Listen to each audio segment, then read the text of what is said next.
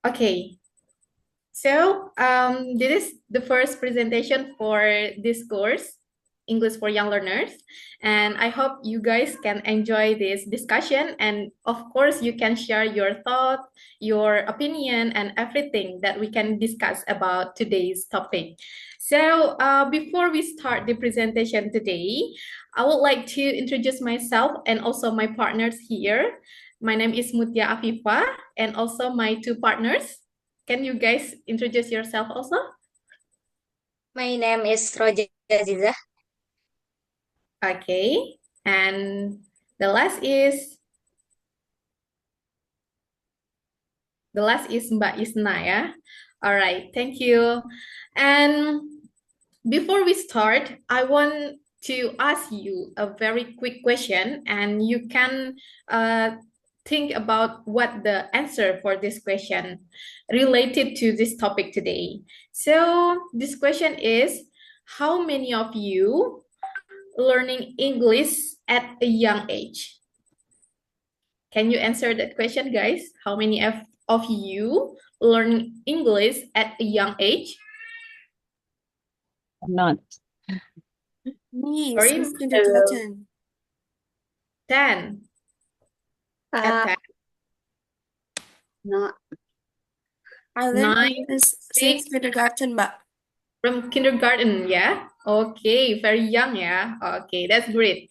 So today we are going to talk about EYL policy, the policy of English for young learners. Okay, and for the next brainstorming question, I have another two questions again that you guys need to think about it. The second question is, why do you think learning English at a young age is important? Okay, is there any of you want to give your thought? Why do you think learning English at a young age is important?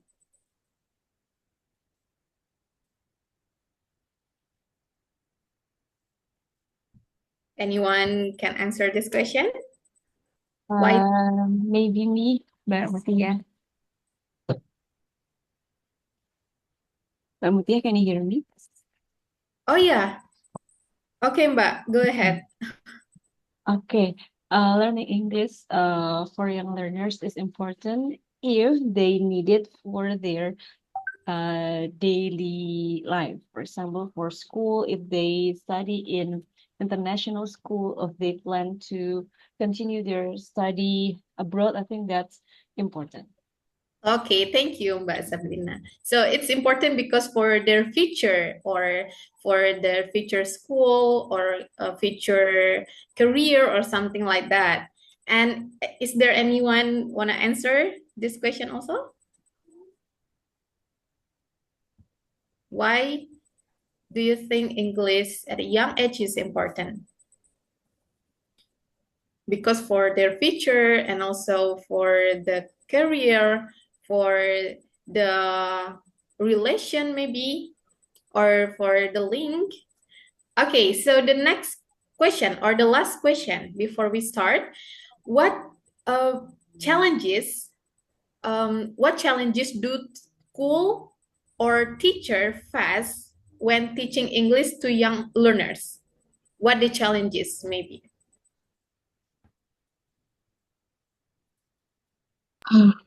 I think the challenges that teacher face related to teaching English for young learners is uh, classroom management because we know that young children is more active.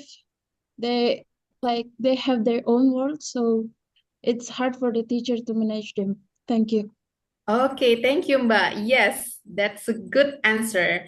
Classroom management and also young children is different how to teach them with the adult one because they need fun learning or something like how teacher can manage the classroom.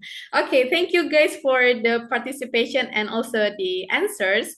And now let's go to the next slide.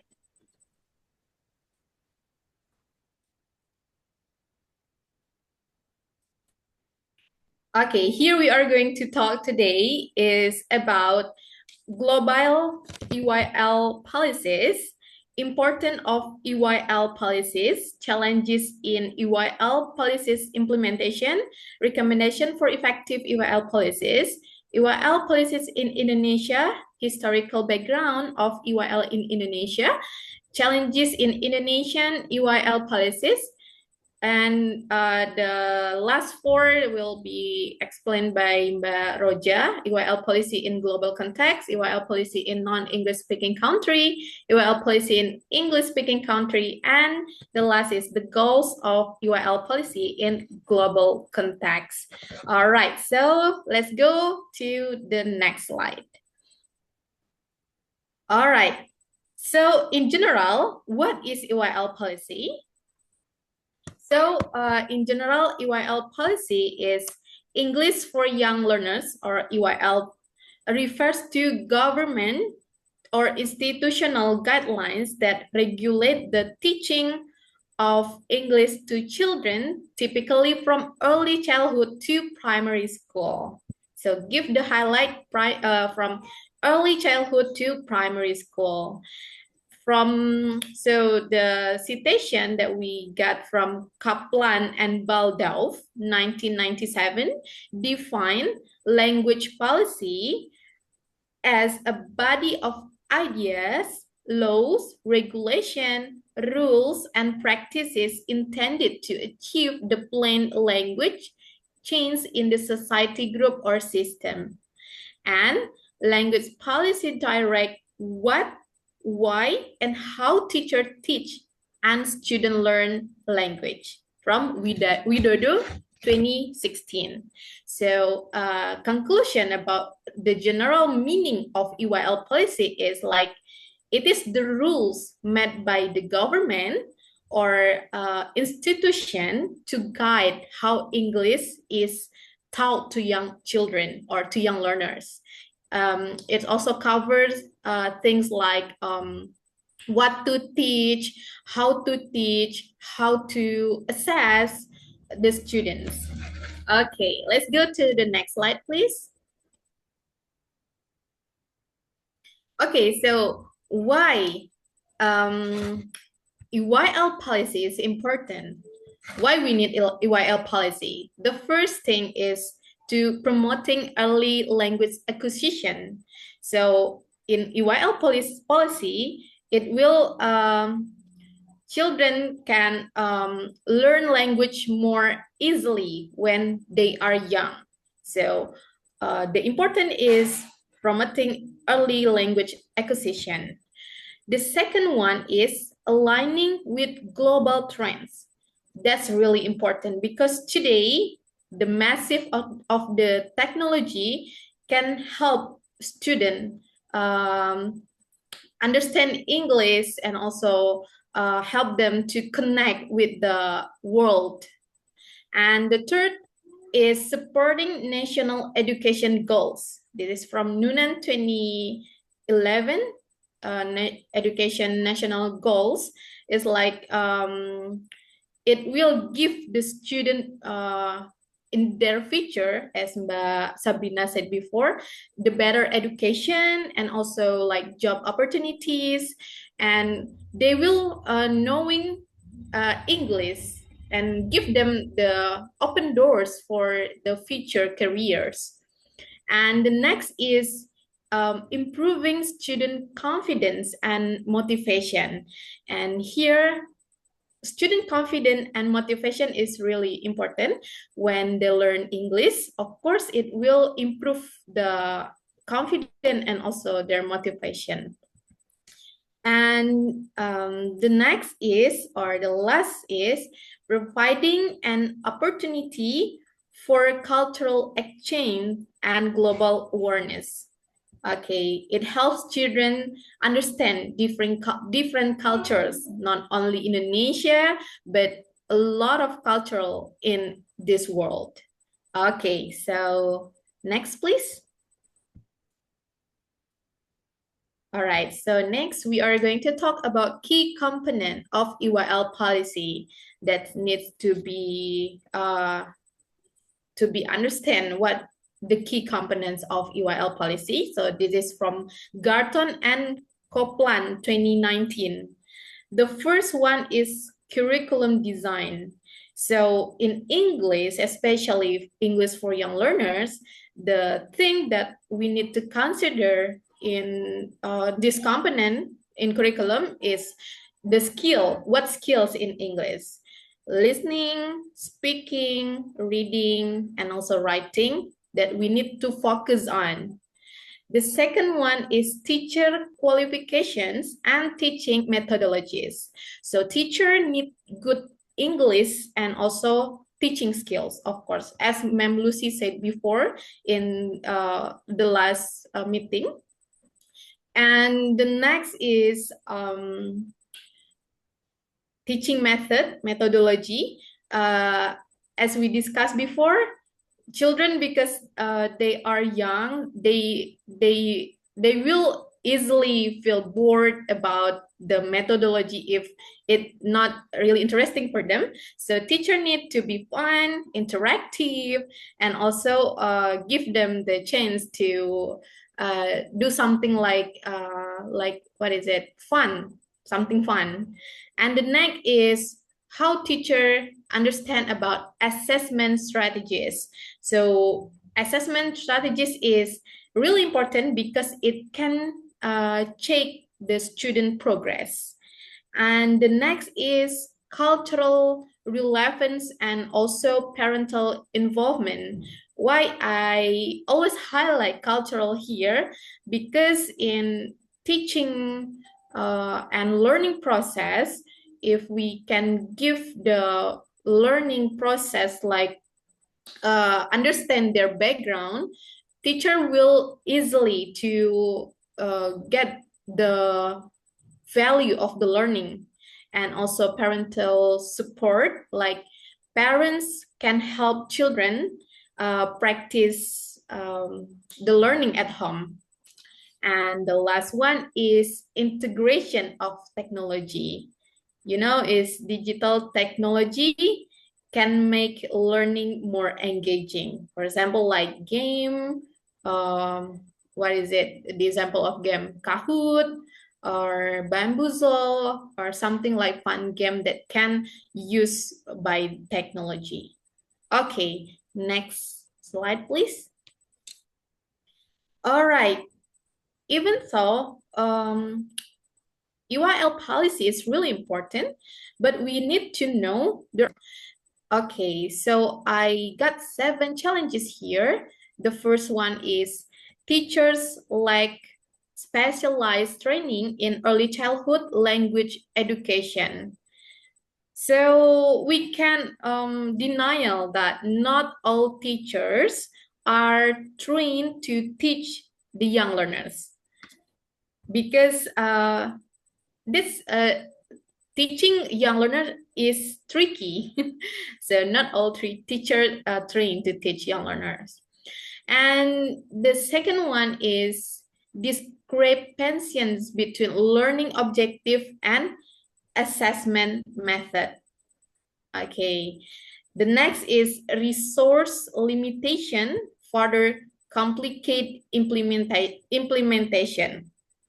And some schools don't have enough resources sometimes.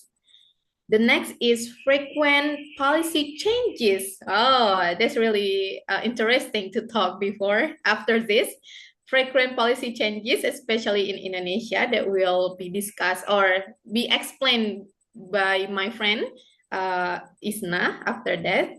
After this, frequent policy changes disrupt consistency. Of course, yeah.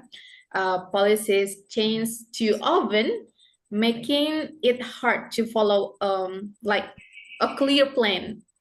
Yeah. And the next is large class sizes often reduce teachers' ability. Large class sizes make it difficult to give student individual attention, because of maybe some one class can contain like 30 or 35 students, that's so large, and teacher cannot give attention one by one if the class is large. And the next is limited exposure to English. Some students don't have enough exposure to English, especially outside school, and then they are look like lazy to practice English. Some of them like don't support each other to learn English outside of school. And the last one, the challenge is socio-cultural barriers.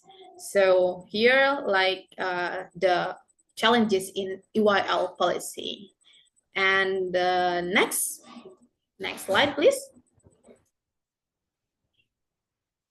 Okay, the next is recommendation for effective EYL policy. This is from Pinter 2017, based on the challenges. So what the recommendation may be for school, stakeholders, or government that need to improve or to apply in implementation of effective EYL policy. The first one is establishing clear and consistent national guidelines for early English education. So in Indonesia right now, yeah, we can see like in every ministry has their own curriculum, their own policy, always change. And the second one is professional development opportunities for EYL teachers should be prioritized. The third, the integration of technology can support interactive and immersive learning experience. Promoting cultural responsive teaching strategies can help bridge gaps. Encouraging parental involvement in children English learning at home. The sixth one, managing student-teacher ratios by maintaining small class sizes. And the last one is periodic evaluation and research EYL policy implementation. Okay, I think that's all about general meaning of EYL policy. And the next explanation will be explained by my friend EYL policies in Indonesia to Mbak Isna. So Mbak Isna, time is yours.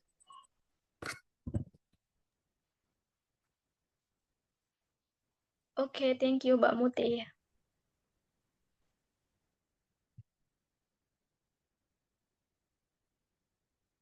Okay, now I will explain about UEL policies in Indonesia. So, the policy of UEL in Indonesia is by instantly elementary school to English as a local content subject to help children. However, in the 2013, English was no longer compulsory subject in extracurricular activities. So, teaching led to debates. Some believe learning English is difficult, but others worry about issues like and unswitchable. And also, English is natural in school and good teaching. And however, they face challenges as lack of teacher training, and students and teaching methods that are engaging. So in Indonesia, EL policy try to balance the need for English skill with the realities of education system. And next slide, we have the strategical growth of EL in Indonesia. First is in Indonesia, English was originally Hi, Mbak Soliha. Sorry to interrupt. I hardly hear your voice. Do you think you can do something to fix it? So your voice is not very clear here from my place. What about the others? It's same, ma'am. same. Unclear. Didn't you Same. complain it? Yeah. So, Yeah. Yes. all right. So Something about maybe is there that. any headset or any tools? Because, well, the voice and also the words is not very clear here. Oh, still the same. Are you using headset now?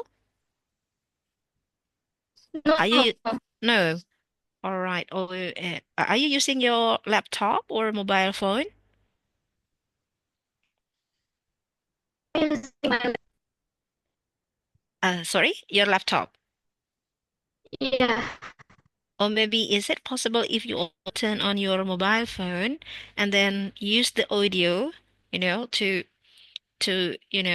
and use the audio by using your mobile phone. Is it possible?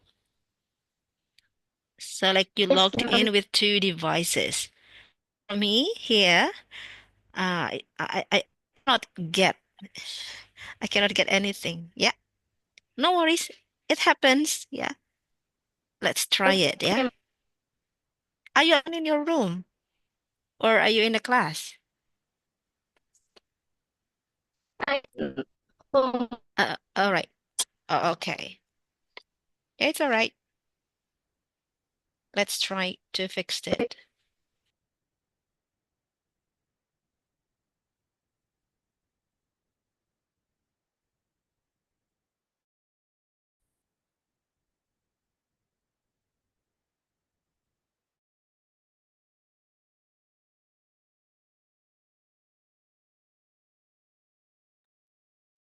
Oke, dicoba lagi. Can you try it again?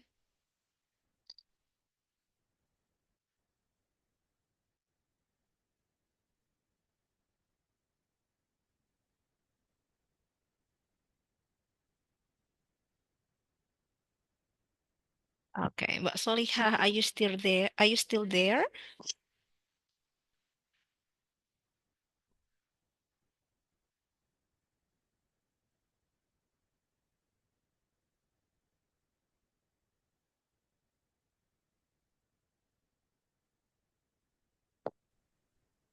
okay. I think Mbak Isna is not there. Okay. So try it again, please, Mbak Isna. Can you actually the same actually? Maybe not on the device yet, but yeah, okay. Keep going. Just do your best.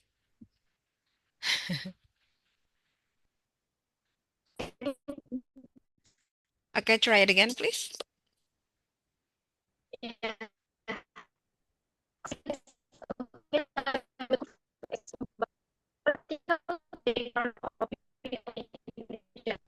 Oh, sorry, Ma. It's still unclear.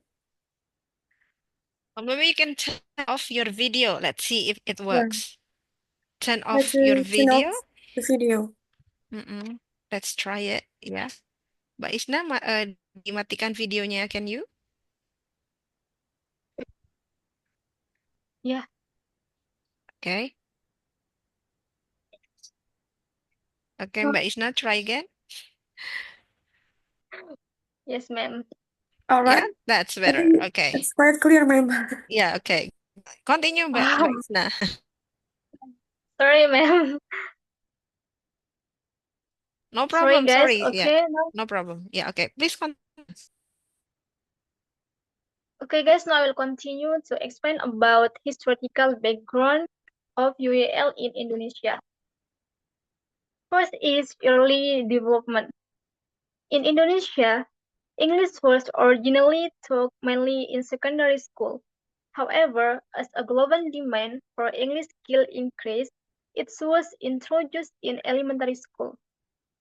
In 1993, the Ministry of Education and Culture allowed elementary school to teach English as a local content subject starting from 4th grade. The goal was to equip Indonesian students with language skills to compete globally. However, this policy was not mandatory, so schools could decide whether to include English based on their resources and teacher availability. And the second is shift in policy and curriculum change.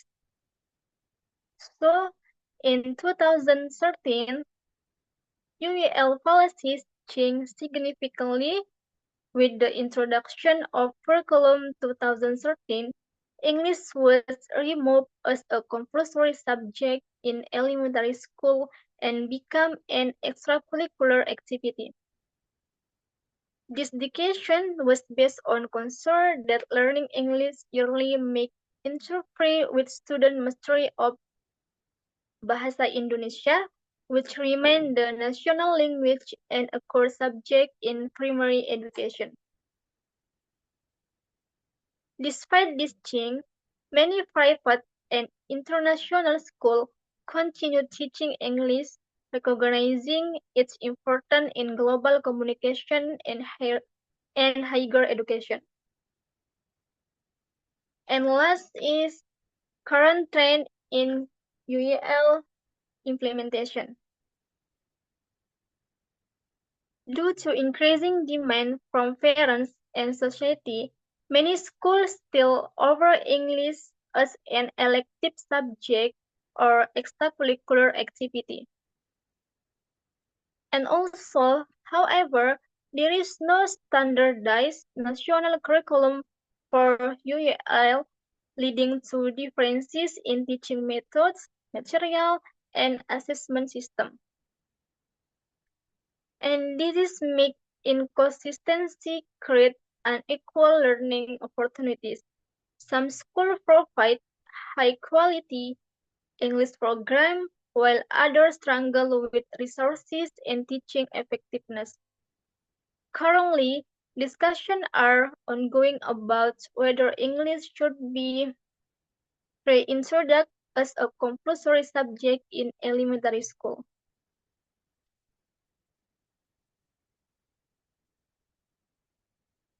Next slide. Here, there is the challenges in Indonesia UEL policies. First is teacher competence and professional development. Here, many primary teachers lack formal UEL training. So, in many elementary schools, teachers seem to teach English lack formal training in teaching English to young learners. And also, some schools even ask general classroom teachers to teach English, even if they don't have a background in language education. This affects the quality of English lesson, can limited access to teacher training program make it difficult for teachers to implement engaging and effective methods teaching. And the second is curriculum and material development issues. Here, no standardized national curriculum for young learners. It's mean here, since there is no national standard for UEL, learning objectives, teaching material, and assessment methods vary between schools. Many teachers rely on textbooks or create their own material, but not all but all of their pedagogically sound. And this lack of uniformity affect the overall quality of English instruction in elementary school. Next slide. There is the third is student engagement and motivation. Here, traditional rote learning limits motivation and interaction. So young learners have short attention span, so English lesson need to be fun and interactive using activity like a song, story, and games. Many schools still use traditional rote learning methods, which can make students lose interest encouraging more engaging and communicative teaching strategies is essential for improving student motivation and English proficiency. And the last challenges in Indonesia UAL policies is external challenges, resources, and infrastructure, unequal resources, and limited government oversight.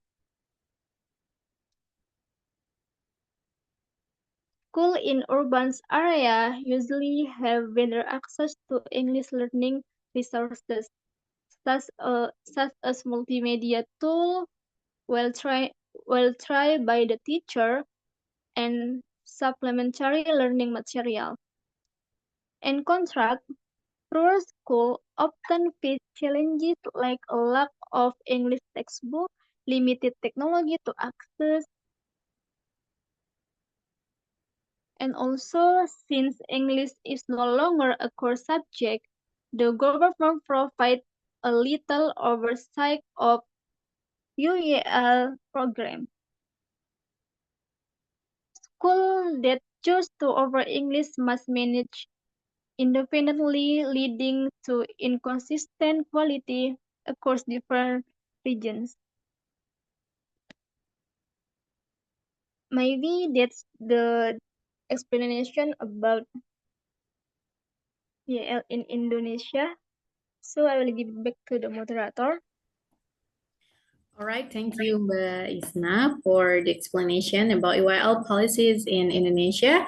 And so the last presenter will be explained about EYL policy in global context and will explain by Mbak Roja. So Mbak Roja, time is yours. Okay, thank you, Mbak Muti.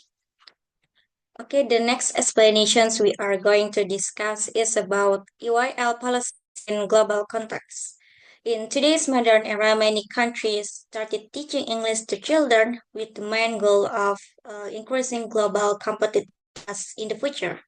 In English-speaking countries like USA, Canada, EYL policy aims to strengthen their communication skills. Meanwhile, in non-English speaking country, EYL policy aims to make their people better prepared for international purposes, and also both in developed and developing countries also trying hard to increase English of their citizens so they can compete in globally. Next slides, please. Okay. So many elementary school or even kindergarten schools start teaching English to children as a part of their educational policy. And then there are several reasons behind this. First, the earlier a child learns a language, the better the result will be. So many people believe that children who learn English or new language at a very young age will be easier to master it. This is because a child brain is still developing and more flexible in absorbing a new language. So they can understand a grammar truly and imitate the pronunciations. And also they learn without fear of making mistake. And then the second is the government wants citizens to be competitive at the global level, especially in the business. English has become our primary language, so the government encourages its citizens to master it. This is because English used internationally in any sectors or field, like in politics, health, business, and many else. So by mastering English, people can communicate with each other easily internationally. And then the third, parents want their children to learn English for better future opportunities. Many parents consider English is important language so it can open more opportunities in the future, such as a good education, better career, and even they can communicate internationally. So therefore, the parents expect the government include English in the curriculum so their children will learn English faster and easier. Next slide, please. Okay, in EYL policy in the global context, we divide it into two aspects. First, in non-English speaking country and in English speaking country. Next slide, please. Okay, in non-English speaking country, EYL policy at least cover three main areas.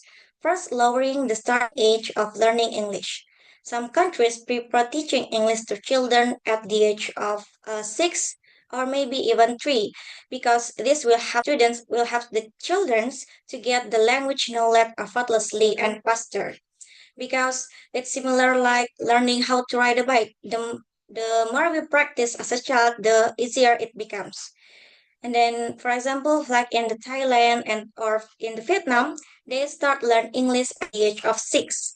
But there are also some countries like in Cambodia, Laos, or even in developing countries, they start English to children at the age of 11. But also in some developed countries like in Japan, France, Germany, Hong Kong, and many else, they start teaching English to children at the age of 11. But also there are some schools where teach English at the first grade. So therefore, many parents will send their children to the school where English is taught earlier because in developed countries, learning English for children is like a trend. And then the second is making English a compulsory subject. In many countries, English is now a compulsory subject. This means every children must learn English at school, just as they learn science or math in the school at school. So, for example, like in the Philippines, they start learn English to children at the first grade of elementary school. Why? This is because this will help to ensure that all children have opportunity learning English. And then another example from Mexico. In the Mexico, English made accessible to all children. So the government there adds 2.5 of hours English lesson per week from kindergarten to the school to elementary school. So the children from low-income family will develop English skill effectively. And the third, using English as a language of instruction for other subject in elementary school. In some schools, like in Taiwan, Hong Kong, Singapore, and many others, teachers use English to all subjects, not only for English subject. For example, like science teacher teach science using English. So this strategy will help students more comfortable using English in every different context, making it easier to use and understand English in real life situations. But also in some school, like in Indonesia, especially in the countryside, there are the children who have less English proficiency, so the teacher will use only 50 English at classroom.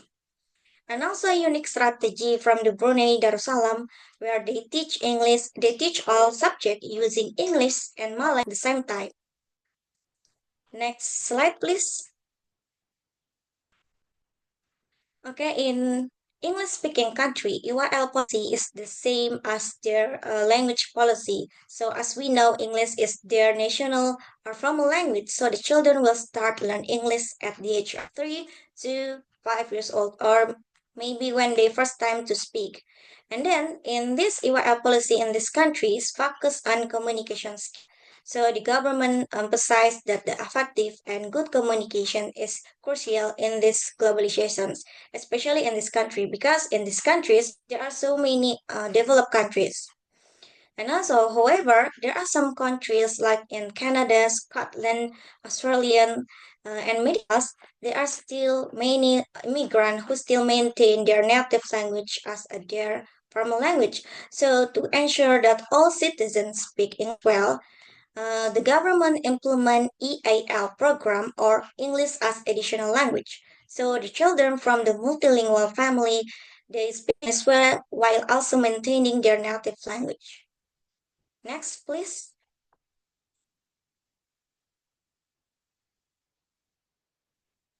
Okay, the next we are going to discuss is differences EYL policy objective or goals. In some countries, the first from the English-speaking country, EYL policy aims to develop high level of literacy, critical thinking, and in-depth understanding of variation, like academic or business English.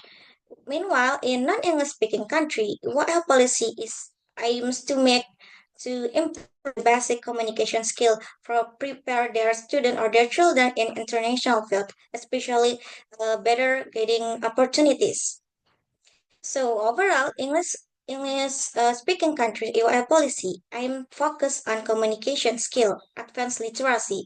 Meanwhile, in non-English speaking country, focus on basic communications for global purposes. Next. So okay, I think that's of our presentations. This is in our presentation. So then I give to the moderator.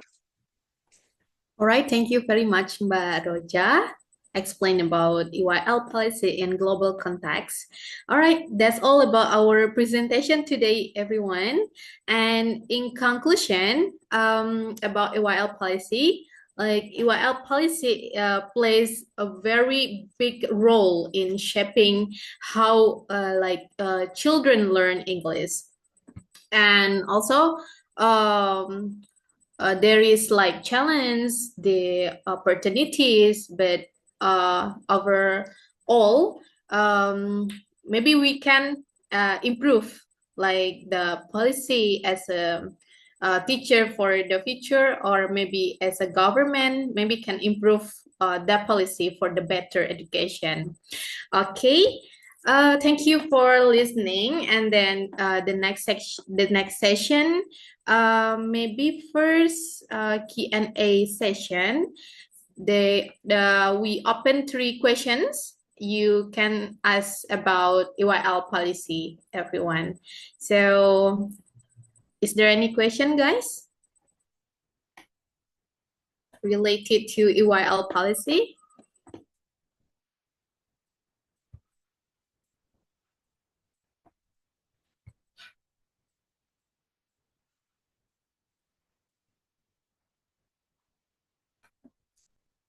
Okay, Mbak Mojo, please, if you have any questions. Okay, Mbak Mojo, yeah. Yeah, thank you very much. This topic is thank you, thank you, friends. You have presented us about the policy about the EYL apa policy for English teaching globally in Indonesia.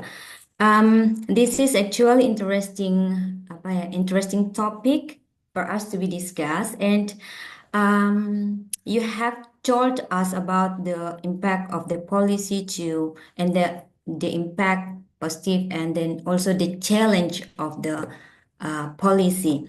And I just remember about Indonesian policy number 12 2024 that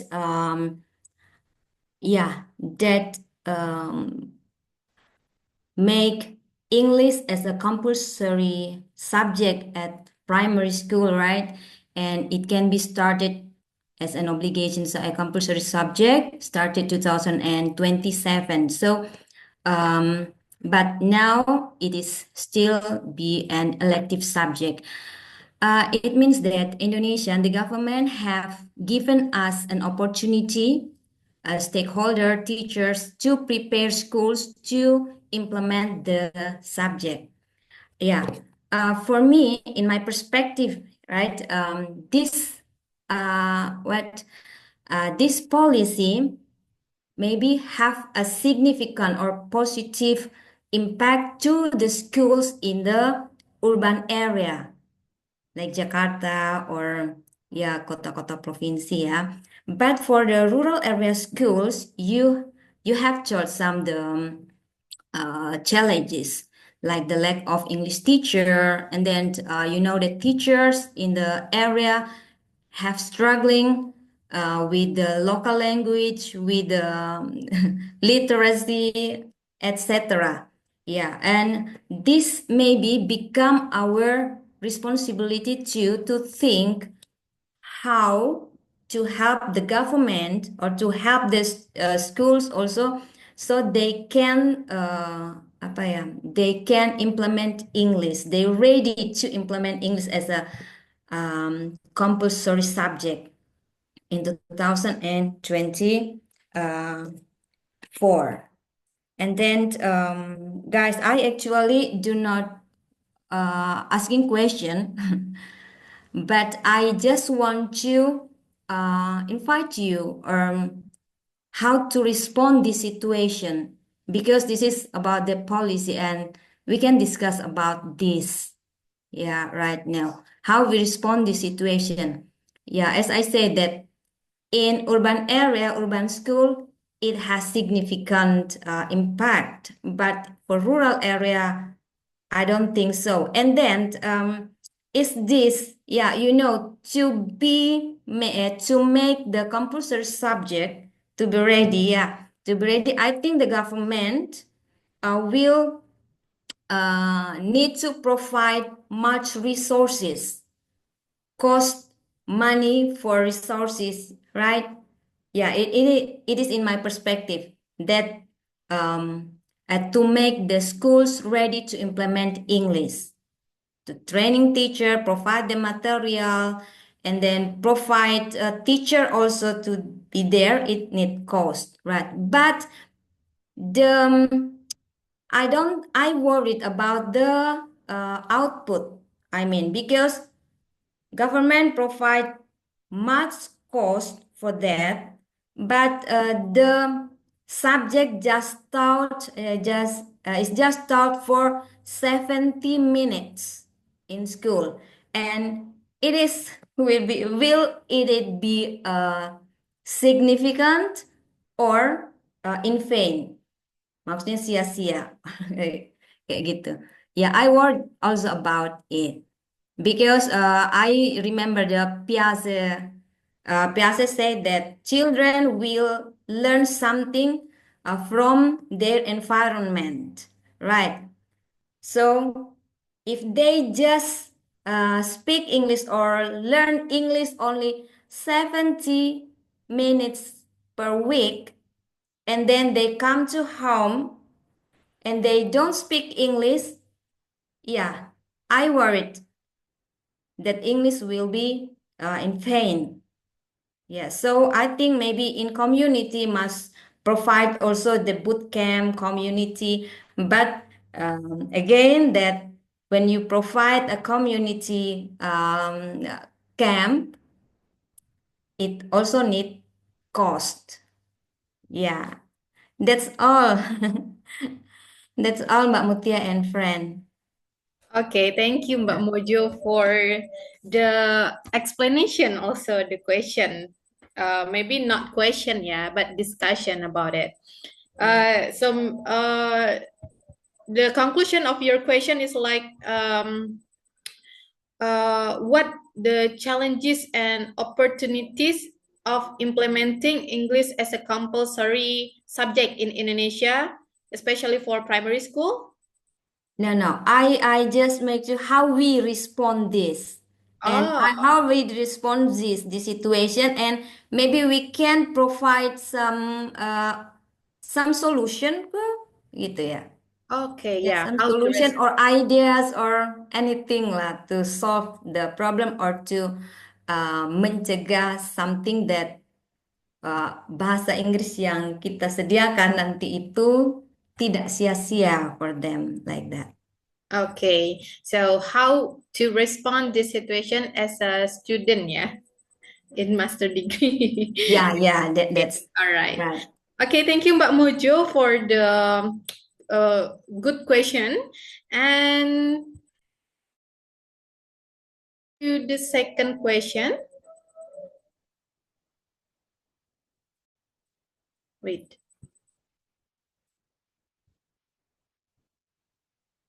Mbak Della. Okay, Mbak Della, go ahead.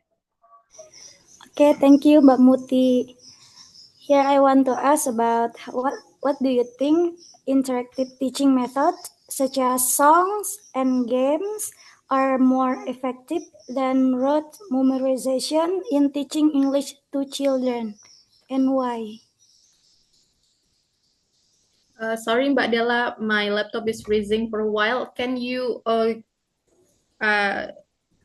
what is it? Yeah. Typing? Can Okay. you, yeah. I'll do it. Thank you. What do you think?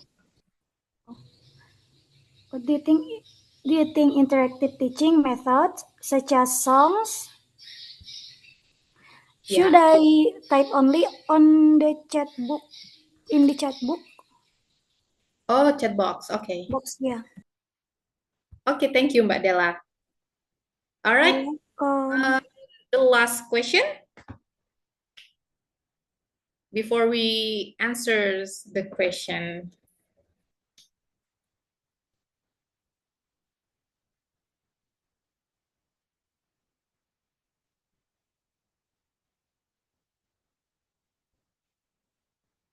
That's really interesting topic, right? Especially in Indonesia for EYL policy. Okay, is there any question? Oh yeah, Mbak Della, do you think interactive teaching method is And how do you think, Mbak Della, how do you think your questions relevant to today's topic? Can you like make a connection between the policy and also your questions? So it's be maybe more relevant to the topic of the discussions today.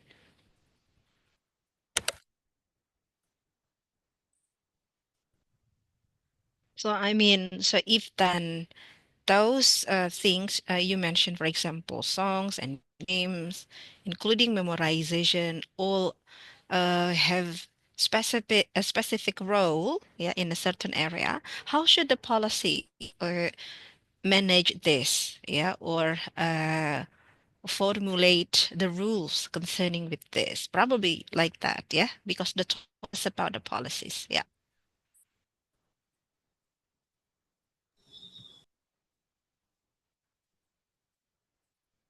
Actually, okay. Oh, maybe you can respond to the questions, yeah, presenters, while waiting for the others to come up with maybe some new things, yeah. Okay, go ahead. Okay. All right, ma'am. So when we're waiting for another question, maybe I'm going to answer. I hope it can answer Mbak Mojo question and related to the implementation of Indonesia policy related to compulsory subject in primary school. So how to respond the situation as a student, or yeah, how to respond the situation. I think as a student, we don't have much thing to do, but yeah, we are a student of master degree right now, especially in education, English education. So in my opinion, what we can do is like, right now we can do like research that that can give the impact to the policy in Indonesia. Maybe we can do research in rural area, and then we can publish it, and maybe government can read or know about our publication, and then at least we do the, what is it? What we can do something like to improve the policy in Indonesia. And also for the teacher, maybe we can do like teacher training, or develop the method or curriculum, and we can apply it to the school in rural area where we come from, and also resources like that. And another thing that we can do is we can connect with the community for the education, and then we try to discuss about it, this issue, and then maybe we can give the voice to the government to improve, or what to fix the policy. I think that's all my answer. Maybe Mbak Roja or Mbak Isna, do you have any opinion about it, guys? I would like a little bit things to add. Yeah. Maybe if we as government, maybe researchers, I think this is more like the solutions for the government. I think they can implement like pengabdian. So the teachers from the big city, they go to the rural school to teach English. So sometimes, as we know kan, di big city itu banyak sekali guru with the good quality of teaching English, especially for young learners. So maybe if we can also mendatangkan guru dari international, or maybe sometimes there are some foreign teacher to teach English goes to the schools in the rural schools. I think that's all from me.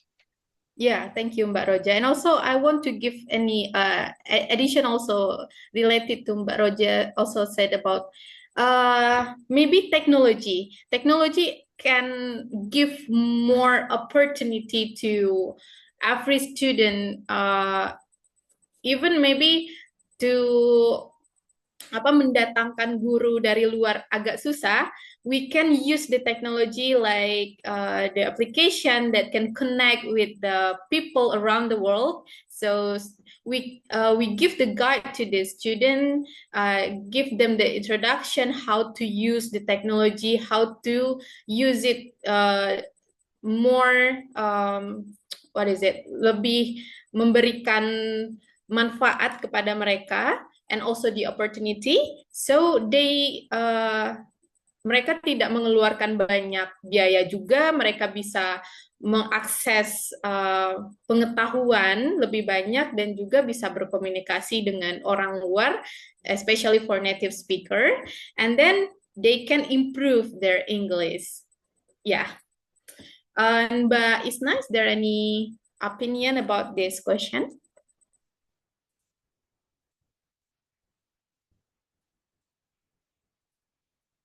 Or from friends, do you have any suggestion or opinion about this question, guys?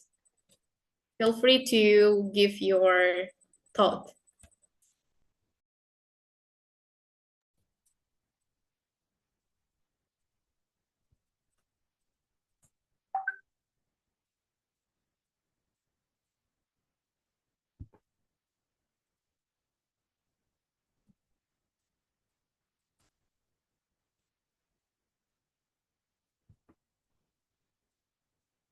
Okay, so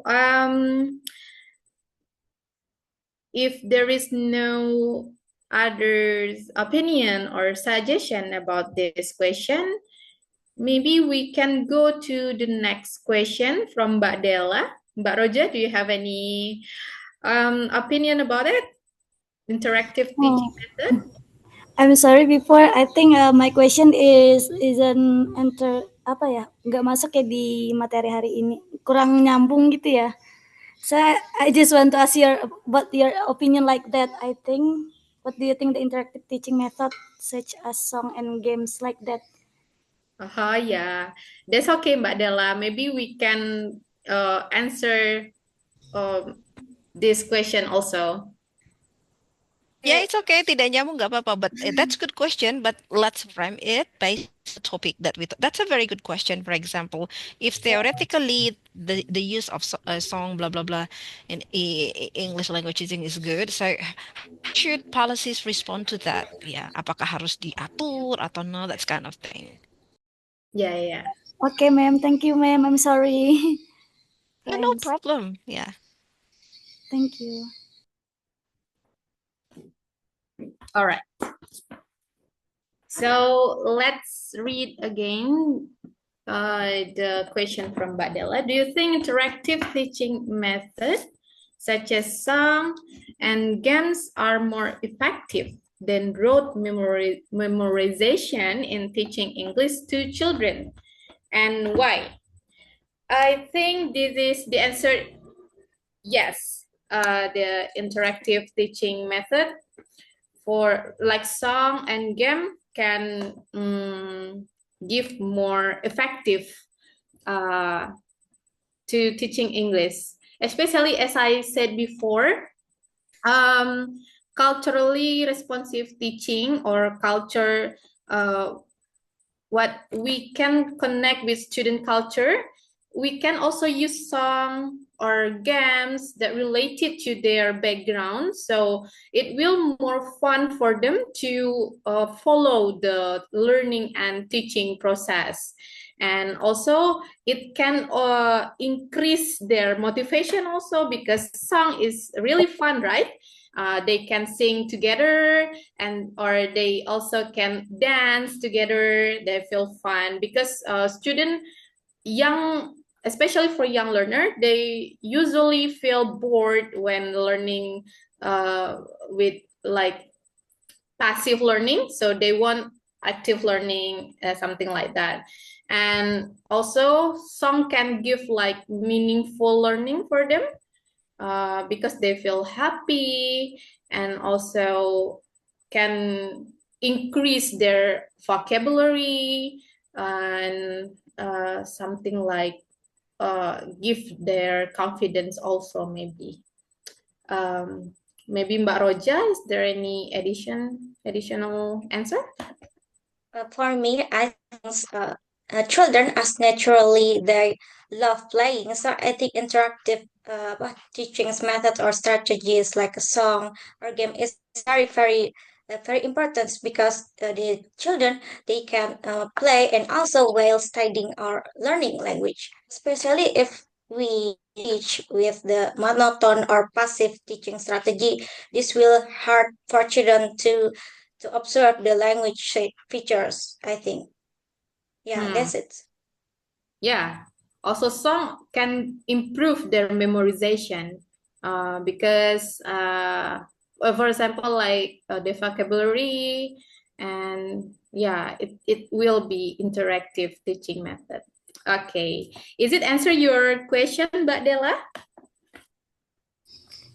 Ya, thank you Mbak Oja Yeah. dan Mbak Muti. Yeah, anytime, Mbak. Okay. All right. The last question.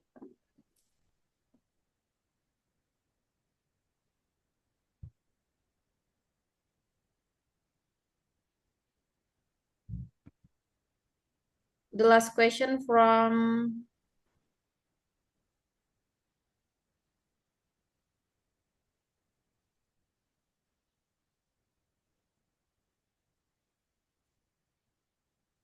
Okay, sorry. Yeah, ada ikan. Right. Can you hear me, everyone? yes, ma'am. Yeah, It's right. So, ma'am. Yes, ma'am. yeah, okay, good. All right. So I think that was a good question actually from Della. But the lesson learned is that when you want to ask question, actually all questions are good, but your maybe the critical part when you are about to ask question is try to connect your question with the topic of today's presentation. For example, today Della has asked about what, like that's a song and blah, and Della should think, how can I relate this with the policy? Yeah, for example. So those are about the pedagogy. So then the question is, do you think the current policy give room for teacher, to implement those that is theoretically proved to be effective in in the world of tale like that, ya? Oke, jadi so what's the answer? Jadi kalau pertanyaannya apakah kebijakan yang ada sekarang itu ya sudah mengakomodasi pertanyaannya tadi, misalnya sudah ada panduan for teachers, for example, if you want to effectively teach English for elementary levels, ya please do bla bla bla bla bla, ya. Atau tidak ada, it means gaya bebas. Terus terserah mau ngapain gitu ya. Say without assessment, like pengawasan maksud saya ya, so like that ya. So then that's a very good question, and then uh, that could be like one starting point for you to check with the policy or the documents, the legal document. Then I think that could also be a good research, yeah, a good research title if you want to. Yeah, okay, right, good. Uh, anyone else? I think okay. Tadi Mbak Mojo, what's the question? Tadi saya agak tersendat-sendat. Like, how do we respond to the current situation, ya? Yeah, Okay. the current policy, ma'am. Yeah, that's a good thing. So when you say we, what do you refer to? Do you refer to students like master students or government in the or Indonesian nation, like you are part of the society or what? Yeah. So maybe you can then divide. We can say, we can have a say, for example, ideally the government should blah blah blah. Yeah, presenters. Yeah. And then should be supported by society by doing blah blah blah. Society could also like yeah, kepala desa tadi ya, if you said say about the villagers and blah blah blah. So it's like we need to work hand in hand. But of course, importantly is that the policies should be made strong, yeah, not shaky like now. Yeah. So like now, this is not really right. Yeah. And I think I'd like to connect that with the question from Reski, Martiana Ningrum also, yeah, asking about uh what is it? Is teacher to be paradox in our policy? Or maybe Reski, do you wanna repeat your maybe briefly? Can you open your mic if it is possible? Iya, memang maksud saya itu gini, kita kan punya masalah kalau guru SD mungkin tidak merasa memiliki kapasitas untuk mengajar bahasa Inggris gitu ya, Mem. Mungkin kalau di kota besar tidak terlalu berdampak seperti di daerah yang kecil gitu. Nah, tapi yang jadi paradoks itu kita butuh, tapi kayak dosen-dosen itu selalu bilang kita itu dipersiapkan untuk mengajar secondary level gitu, Mem, atau higher level students kayak gitu. Tolong di Yeah. respon mungkin, Mem. Thank you. Okay, so the first thing I think you need to understand the context when the lecturers or people discuss the matters. Yeah, in this context, I understand why your lecturers in this master's program always said you're going to be teachers in SMP, SMA, or higher than that. Yeah, because that's actually what is said in the rules. Yeah, actually PBI, gitu, the main duty of PBI master atau undergrad ya, or bachelor, uh, the main duty is to produce the teachers for MPSMA. So that is why, like I said before, that's tricky or something is unclear about the policy regarding with teachers, teachers education. Yeah. So I always ask who's responsible for producing teachers of English for elementary levels. Should it be done by jurusan PGSD or jurusan pendidikan bahasa Inggris? Yeah. So it's not yet clear. And I said that also in my dissertation. Yeah, actually. And I believe the government is, I think, working on that, but I do not know. Yeah. It's like, yeah, but in PPG, for example, yeah, that's one course ya, subjek bahasa Inggris ya untuk guru-guru yang akan menjadi homeroom teachers di PGSD ya. Itu dia. So if you talk about the policies, it's not clear yet ya. Kenapa dosen bahasa Inggris di S2 selalu mengatakan disiapkan untuk SMP seperti tidak peduli untuk SD, karena that's the main core according to the rule. Jadi the jure-nya ya secara hukum yang memang seperti itu. Kenapa di PBI S1 ada EYL, yaitu sebagai konsentrasi tambahan. Even now your course is also optional, right? Yeah. So if you check maybe in all LPTK in Indonesia, I do not know whether there is one study program opening just for preparing English teachers for young learners or for SD like that. Itu seperti itu ya. So the answer is it has to do with the law in our country. Yeah, but it doesn't mean that we don't care ya. So UNY adalah salah satu LPTK yang cukup memberikan porsi banyak untuk EYL ya. In bachelor degree, for example, we offer about 14 SKS ya, about that number ya. Different from other universities seperti itu. Ya, okay. But Reski, I hope I could answer your questions. Yeah.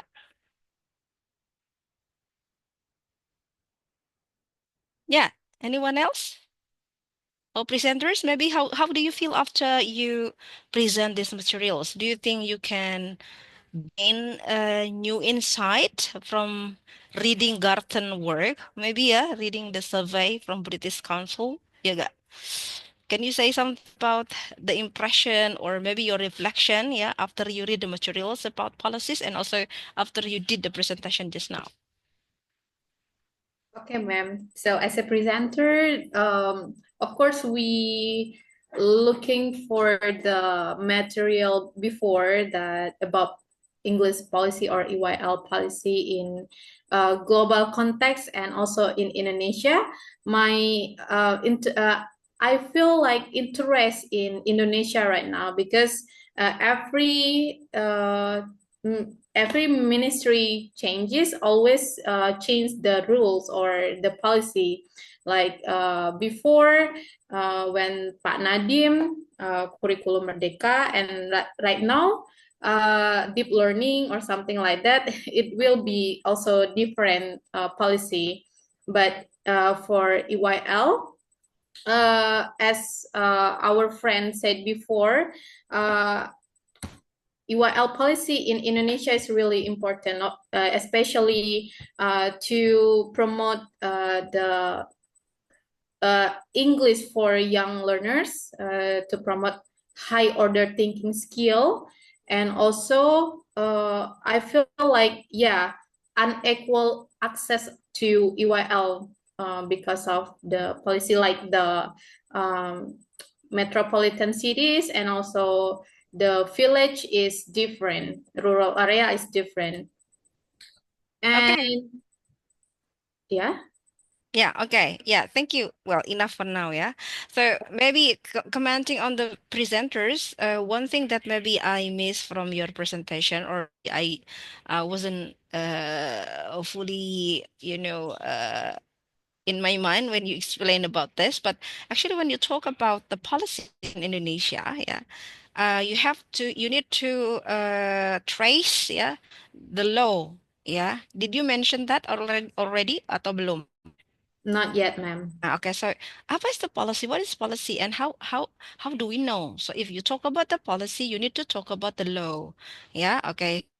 Well, in Indonesia, for example, if we divide that based on the era, we have well, this is based on my research, yeah. So we have like 1, 2, 3, 4 colonial era, and then like post independence perhaps, yeah, and then new order, yeah, and then reform era, and now we are in, I don't know how to call our is it, what is the name of our era now? So like this, yeah. Then maybe you can check the policies, yeah, that run in Indonesia during colonial era, and then after we got the independence, yeah, and then during Orde Baru, and this, yeah. So yeah, at least for example, here, yeah, so the one I got here, not everything. Actually, I still have one more slide, which is maybe more uh, complete and more comprehensive, yeah, in looking at the policy. This one is a part of the training materials, yeah, and this is in Bahasa Indonesia. This is some of the law, yeah, concerning with the language education, yeah, for young learners, yeah. It includes TK and SD, yeah, so kindergarten and elementary school students. You can check the background. Yeah, these are the background as reported by Garton, I think, and also other researchers. Okay, and if we talk about a current era, yeah, we have the, yeah, Undang-Undang Nomor 20 Tahun 2003, ya, and also Permendikbud Nomor 79 Tahun 2014, ya. So it's they have to do with language education, yeah, and also maybe English, yeah.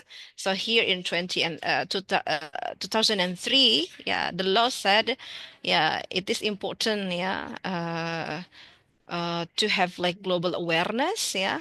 However, yeah, like this, yeah, bahasa Inggris is not compulsory, yeah. Also here, yeah, tahun 2014, yeah. So school schools have their autonomy, yeah, to select local content subject including English, yeah, misalnya. And then we also have this, yeah, Perpres nomor sekian gitu ya, Oke. It said bahasa Inggris sebagai sarana penting untuk meningkatkan kompetensi abad ke-21 seperti komunikasi global dan berpikir kritis. Nah, perlu dicek ini apa turunannya ini terhadap EYL ya. Kemudian menetap ini PP juga ya tahun ini.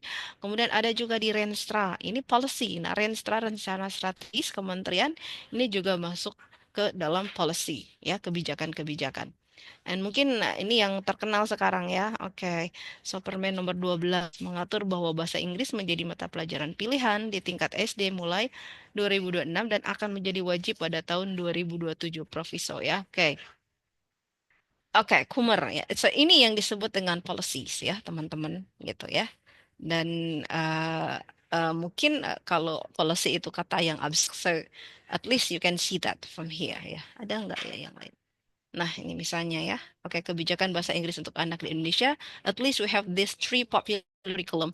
The first is KTSP, and then K13, and Curriculum Merdeka. The contents are, of course, different. If you want to analyze similarities and differences between three curriculum as part of the policy, yeah, in terms of tail, for example, TEYL, yeah, so you can do that.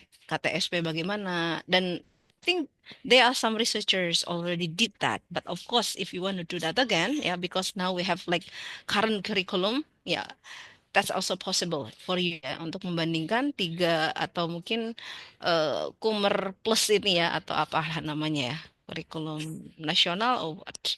So that's just a little addition for me ya, everyone. Again, if you talk about the policies of EYL in Indonesia, to talk about the law ya. Ya seperti itu ya, hukum-hukum yang mengatur bagaimana pembelajaran itu harus dilakukan. Makanya ketika ada pertanyaan tentang method, nah itu dilihat statement di kurikulumnya seperti apa, mana method yang direkomendasikan. Misalnya setara ini kan apa yang sangat terkenal ya, GBA misalnya. Tapi kan sebenarnya di statementnya tidak harus the one and only is GBA. Other alternatives, I believe. Yeah. Okay. So that is policy. So from policy to implementation, sometimes, yeah, that's a gap, and that's potential to do research on that. Yeah. Okay. So that's like a wrap up from me. If you wanna have, if you still have some questions, I think go ahead. We still have 5 minutes. Yeah, before the presenters close this session. Tak, teman-teman, mungkin ada yang ingin diperjelas kembali. Silakan. Tokennya semua sudah ya? I think I missed the token, ma'am. Oh, I did that for you. Thank you, ma'am. Okay. No problem. Oke, lagi baik tadi Bu Lucia. Jadi begitu ya teman-teman. Jadi besok kalau diskusi misalnya apa pertanyaannya, yang muncul rasa penasaran itu dihubungkan dengan topik saat itu. Ya, kita latihan kritis tapi juga kontekstual gitu. Okay. Right, but I think I should appreciate the presenters. Yeah, I think you did a good job. Yeah, despite the lack in going deeper to the policies in Indonesia, but it's okay. You can do that. Okay, boleh applause. Yeah, give them love. Oh, gini ya, love. Yeah, right. And thank you tadi Bu Mojo, kemudian who else? Dela ya, and also Reski ya for asking questions. Yeah, I think you also want to ask many questions ya teman-teman, especially if you are interested in researching or maybe investigating more about the policies ya. It's okay, tetap penasaran ya, maybe you can read it again. Anda bisa cari jurnal, sudah ada ya tulisan-tulisan yang perjalanan kebijakan YL di Indonesia itu sudah ada. If you want to do that again, I told you, that's okay ya. Oke, dan kita bisa bicara policy itu dari level makro, meso, dan mikro ya, ada teorinya gitu. Part itu nanti aja ya buat dokter ya. Oke. Sekarang cukup Anda tahu oh di luar seperti itu, di Indonesia seperti ini, paling tidak level policy yang paling dekat dengan Anda kurikulum. Itu bagian dari kebijakan pemerintah. So you should know that. You should master the curriculum. Jadi jangan sampai kata orang aja. Misalnya kata orang wajib, Anda baca lagi teksnya enggak kok gitu ya. As a teacher, I can be very creative. I can use bla bla bla bla bla gitu ya. Kalau misalnya tidak memungkinkan untuk memakai GBA or other method that you think that's a must, misalnya kata pengawas atau kata teman gitu ya. Okay. All right, girls, I think today you can close this presentation if you have nothing more to say. Ya, silakan Mbak Mutia. Okay. Ilma, would you like to say something?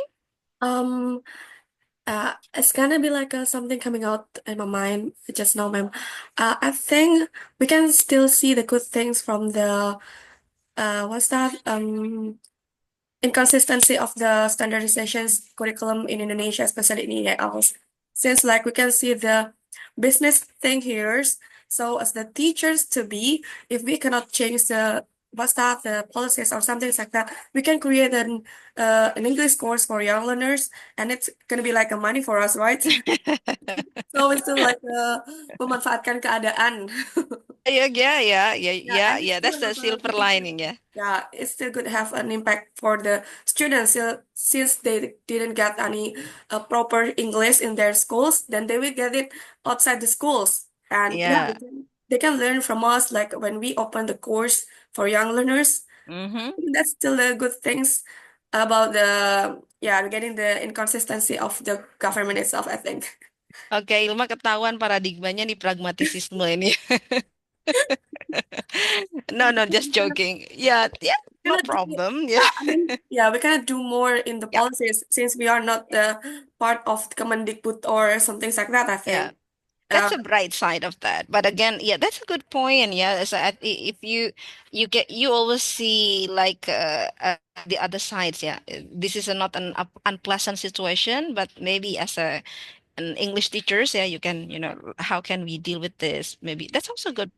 But Mojo also has a good point, yeah.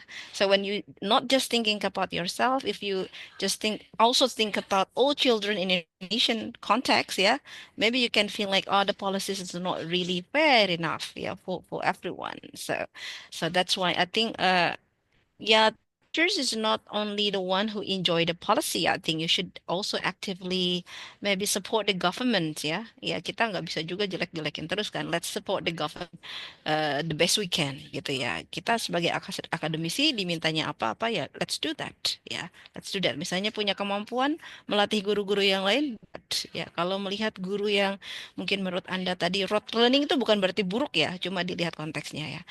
Kurang bervariasi gitu ya. Let them know there are thousands of methods and techniques that you can apply in the classroom ya, that the student might like and you can choose gitu ya, misalnya seperti itu. So again, policies like complex ya, even to establish one curriculum ya, maybe the process will take ages ya. Ketok palunya berapa kali tuh dewan dan semuanya ya. Ini kita baru policy yang kelihatan, belum the process of policy makingnya itu juga banyak perlu kita teliti. Apakah ada riset dulu ya, apakah ada hearing dan sebagainya gitu ya. So we know that not easy ya. Tapi dengan mengerti tentang policy, mungkin kita bisa bersikap lebih bijak ya, lebih balance gitu dalam melihat. Itu sih Mbak Ilma ya. What do you think? Okay, let's make an English course for children.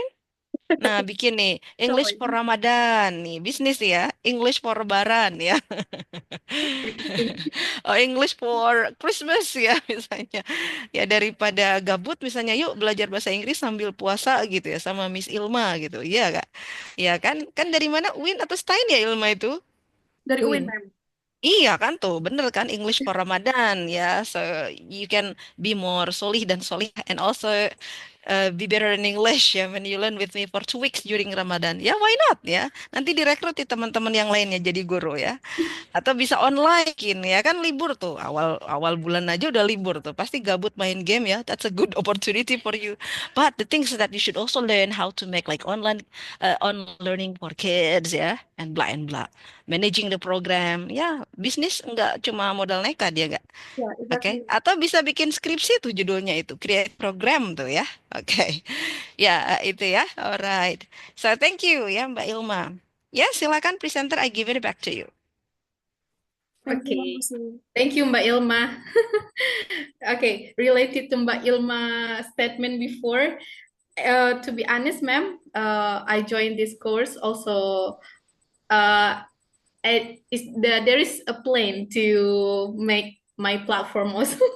Ah, So I that's want good. Yeah. yeah, to build my own curriculum or something like that. And I Okay. still looking for the gap, what something unique for my own platform after I graduate in my master degree. That's why Okay. I highlight the culturally responsive teaching.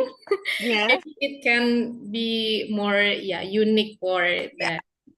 Yeah. Yeah. Okay. You have So, to work hard, yeah, and read a lot. okay. Thank you, Ma'am Lucy, for the Yes. advices, the additional, and also the feedback for our presentation today. Yeah. And for our friends, thank you also for your questions and your discussion and also your thoughts about EYL policy. So before we close our meeting today, ma'am? Yeah, I think. Yeah. Yeah, I think I can handle it. Yeah. Okay. Thank you ya presenters, Mbak Roja. Bener ya? Bener ya, Mbak Roja ya. Mbak Mutia sama tadi Mbak Solihah. Siapa tadi? Tengahnya nama tengahnya? Mbak Isna. Solihah. Isna. Isna masih belum bisa ini ya video. Terkendala jaringan, ma'am. Ya, nggak apa-apa. Okay, so I will not conclude anything, yeah. So you conclude it by yourself, yeah.